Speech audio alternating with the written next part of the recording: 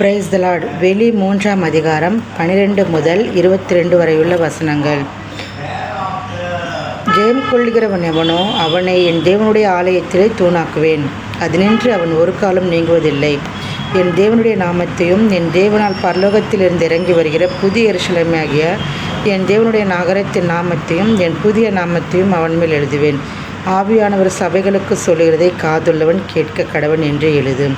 Laodicea சபையின் தூதனுக்கு நீ எழுத வேண்டியது என்னவெனில், உண்மையும் சத்தியமுள்ள சாட்சியும் தேவனுடைய சிருஷ்டிக்கு ஆதியுமாய் இருக்கிற ஆமேன் என்பவர் சொல்கிறதாவது, உன் கிரியைகளை அறிந்திருக்கிறேன். நீ குளிரும் அல்ல அனலும் அல்ல. நீ குளிராயாவது அனலாயாவது இருந்தால் நலமாயிருக்கும். இப்படி நீ குளிருமின்றி அனலுமின்றி வெதுவெதுப்பாய் இருக்கிறபடியினால் உன்னை என் வாயினின்று வாந்தி பண்ணி போடுவேன்.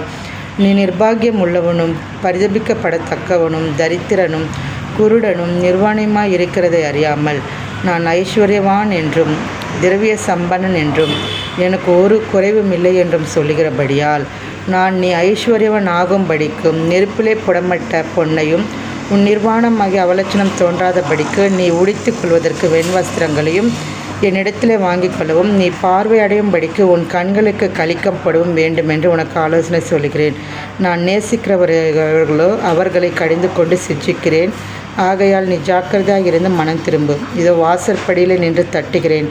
ஒருவன் என் சத்தத்தை கேட்டு கதவை திறந்தால் அவனிடத்தில் நான் பிரவேசித்து அவனோடு போஜனம் பண்ணுவேன், அவனும் என்னோட போஜனம் பண்ணுவான். நான் ஜெயம் கொண்டு என் பிதாவினுடைய சிங்காசனத்தில் அவரோடு கூட உட்கார்ந்தது போல ஜெயம் கொள்கிறவன் எவனோ அவனும் என்னுடைய சிங்காசனத்தில் என்னோட கூட உட்காரும்படி அருள் செய்வேன். ஆவியானவர் சபைகளுக்கு சொல்லுகிறதை காதுள்ளவன் கேட்க கடவன் என்று எழுது என்றார். ஆமென்.